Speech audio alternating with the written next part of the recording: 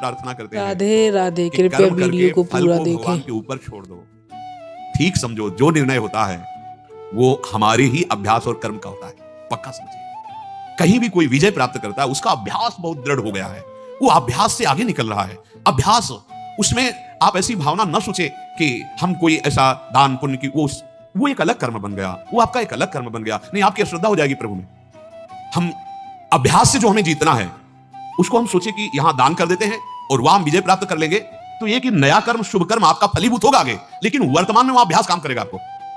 हम कभी गोली नहीं चलाई, जानते ही नहीं।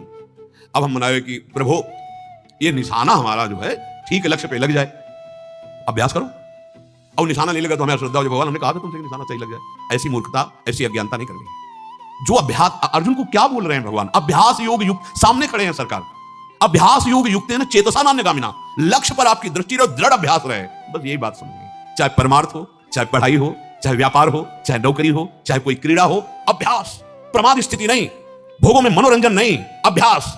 अभ्यास विजय दिलाएगा। यही अभ्यास भगवत स्वरूप है। भगवान की प्राप्ति के लिए भी कहा है कि मन को यदि मेरे में लगाना है तो दो उपाय हैं, वैराग्य और अभ्यास। अभ्यास में बाधा देने वाले से राग रहित हो और अभ्यास में दृढ़ हो जाओ। क्या नहीं प्राप्त हो सकता, क्या नहीं हो सकता। हमारी अभ्यास की इतनी प्रवीणता बन जाए कि जिस लक्ष्य पे हम लगे उसको हम पार करें, उस पर हम पहुंचे, निराश होने की जरूरत नहीं। श्री भगवान कह रहे हैं कर्मों में निष्कामता सिद्धि है, पर बहुत कठिन है। हम कोई भी कर्म बिना कामना के करते ही नहीं है, इसलिए बंधते चले जाते हैं। अभी अध्यात्म है, समझ, बिना फल दिए जाएगा ही नहीं, तुम्हें कामना करने की जरूरत ही नहीं है। पर कभी कभी ऐसा होता है कि ऐसे विशिष्ट अपराध होते हैं, बड़े अपराध होते हैं, जो हमारे बहुत साधन करने पर भी नष्ट नहीं होते, वो हमारे ऊपर हावी हो जाते हैं। फिर हमको लगता है कि हमारी साधना, हमारा भजन, हमारा साधन, अगर हम बाह्य सुख की आकांक्षा करते तो अश्रद्धा होने लगती है। हम आपसे प्रार्थना करते हैं, आप कभी अश्रद्धा मत करना, अपनी आस्तिकता की नींव को मत हिलने देना। ये आया हुआ प्रारब्ध नष्ट हो जाएगा। आप जो कर रहे हैं इसका महान फल मिलने वाला है। ये तत्कालिक क्रिया का फल नहीं मिलता है। तत्कालिक, अभी कोई हमारा कानून विरुद्ध आचरण बन जाए तो तुरंत थोड़ी फांसी पे चढ़ा दिया जाएगा। उसके लिए बहुत कार्रवाइयां होती हैं, बहुत निर्णय होता है, कई कई वर्ष व्यतीत हो जाते हैं, फिर जाके निर्णय मिलता है। आप यही देख लो ना, अगर सबके सामने तुरंत दंड मिले तो बहुत सुधार हो जाए, नहीं हो जाए कि इसने ये किया, देखो ऐसे ऐसे किया, तुरंत नहीं होता। ऐसे ही हमसे यदि पापाचरण हो रहे थे, तुरंत उनका फल नहीं मिल रहा। हमसे ऐसे सत्कर्म हो रहे थे, उनका तुरंत नहीं, फसल भी तुरंत नहीं तैयार हो जाती। अरे तुरंत के लिए आपकी चित्तवृत्ति जिस सत्मार्ग में लगी है, आप थोड़ा धैर्य धारण करो, थोड़ा विश्वास करो, फल दिए बिना जाएगा ही नहीं। चाहे असत्कर्म हो, चाहे सत्कर्म हो। पर अगर तुम फल के हेतु बन जाओगे तो बहुत निराश हो जाओगे, उदास हो जाओगे, हताश हो जाओगे, क्योंकि एक रस संसार नहीं है। कभी सुख, कभी दुख, कभी लाभ, कभी हानि, कभी जय, कभी पराजय। इन्हीं द्वंद्वों से जीतने के लिए अध्यात्म मार्ग है। हमारा कार्य पूरा हुआ, कर्तव्य पूरा हुआ, फल नहीं मिला, हमें निराश नहीं हुआ। बार बार भगवान समझा रहे हैं, संसार की दृष्टि से फल नहीं मिला, पर आपको कर्तव्य का महान फल मिलेगा। आप विजय को प्राप्त होंगे, निराश नहीं होना। कर्म करने पर तेरा केवल लक्ष्य होना चाहिए। कोई तेरे कर्म करने पर आदर करे या निंदा, और देखो संसार है, जय होगी तो फूलमाला पहनाएगी, और पराजित हुआ तो ये नहीं देखेगा कि जी जान की ताकत लगाकर उसने कोशिश की, अभ्यास किया, नहीं सफलता हाथ लगी। असफलता में जो साथ दे वही सच्चा मित्र होता है। सफलता में तो सब साथ देने, पर पक्की बात समझ लो, असफलता में कोई बिरला ही साथ देता है, धैर्य बंधाता है, नहीं तो ये पता नहीं कि उसके हृदय में क्या हो रहा है, कितना उसने प्रयास किया, चाहे अध्यात्म में हो, चाहे पढ़ाई में हो, चाहे क्रीड़ा में हो, किसी भी खेल में हो। कोई भी चाहता है क्या पराजय? अभ्यास, उसकी पूरी कोशिश। अब परिणाम उसके अनुकूल नहीं आया तो हम सबको चाहिए कि साथ देना चाहिए, एक दूसरे का उत्साह वर्धन करना चाहिए। लेकिन जिनको शुद्ध बुद्धि प्राप्त नहीं है, वो उत्साह वर्धन की जगह और निराश कर देते हैं। बच्चा फेल होके आया, अगर माता पिता इतने पैसे लगा दिए, तो खिलवाड़ में समय नष्ट किया, फेल हो गया। अब वो वैसे उसके मित्र जो पास हो गए, वो वैसे ही ऐठ के चल रहे थे, वो वैसे ही दुखी हो रहा था, अल्पबुद्धि, और ऊपर से आकर आपने, अब वो क्या, उसकी निराशा कहां पहुंचा देगी उसको? ऐसे किसी भी विषय में सबसे प्रार्थना है, कोई भी पराजित हो रहा हो, उठाने की कोशिश करो, उसको उस पराजय के दुख से निकालने की कोशिश करो, उसको सहयोग दो, मानसिक सहयोग दो, वाणी का सहयोग दो। तभी हम वास्तविकता में मित्रता का व्यवहार, तभी हम एक दूसरे को सुख पहुंचा सकते हैं। पर प्रायः ऐसा नहीं देखा जाता। असफलता पर नहीं भाई, कोई नहीं चाहता असफलता। कौन चाहता असफलता? पूरा प्रयास करने पर यदि असफल हुआ है तो पूजनीय है, प्रशंसनीय, उसकी प्रशंसा करो। तुमने बहुत प्रयास किया, निराश होने की जरूरत नहीं। ये अभ्यास, ये प्रयास, एक दिन सफलता तुम्हारे चरण चूमेगी, तुम्हें निराश नहीं होना। भगवान कह रहे हैं, तुम्हारा आदर करे कोई या निरादर, प्रशंसा करे या निंदा, अंतःकरण शुद्ध हो या ना हो, सिद्धि मिले ना मिले, तुम्हें बिल्कुल परवाह नहीं। भगवान कह रहे हैं तो फिर काय को चिंता करते हो?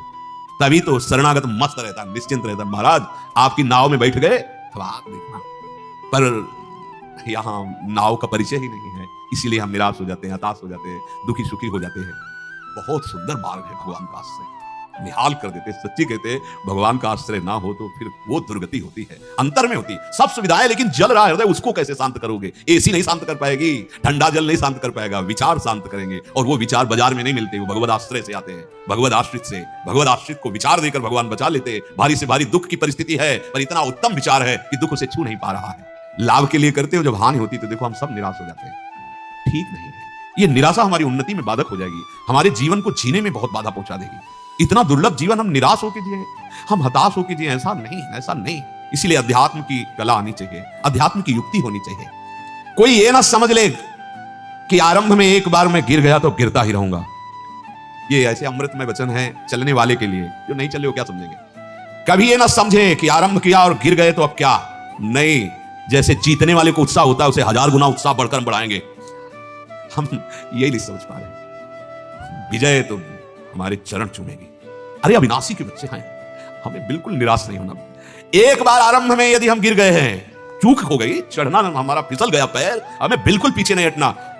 ये प्रायः गिराने पर ही है, कोई उत्साह बढ़ाने वाला नहीं मिलता। हम अपनी बात करते हैं, कोई उत्साह बढ़ाने, वो केवल हरि गुरु है। बढ़ बढ़ आगे बढ़, नहीं यहाँ संसार चमत्कार का नमस्कार, वाहवाही तभी तक है जब तक तुम्हारे गुण दिखाई दे रहे हैं। और गुण में चूक हुई फिर तुम तैयार हो ऐसे, तुम्हें ऐसा मजबूत तैयार होना कि किसी की प्रशंसा और किसी की निंदा तुम्हारे कदम न रोक पावे, असफलता भी तुम्हारे कदम न रोक पावे।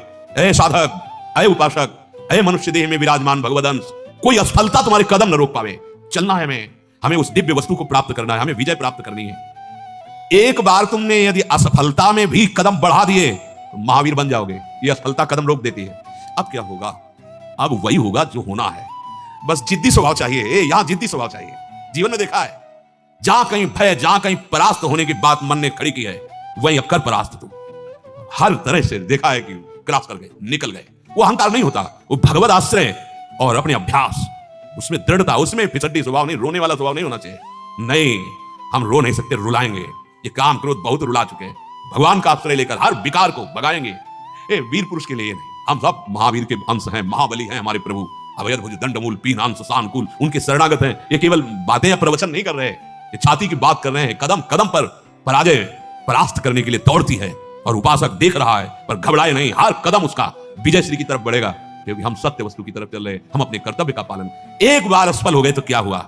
हमको अपनी सफलता प्राप्त करनी, निराश नहीं होना। और एक बार यदि तुम ऐसा कर ले गए सम सिद्धि असिद्धि में, तो समझ लो कि तुमने परमात्मा प्राप्ति या ऊंचाई पर चढ़ने के लिए कमर कस लिए, तुम्हें कोई नीचा नहीं दिखा सकता। इसीलिए भगवान स्वयं करें योगस्था कुरु कर्माणि समत्वम योग उच्यते। शेष व्याख्या की श्री राधा वल्लभ लाल की।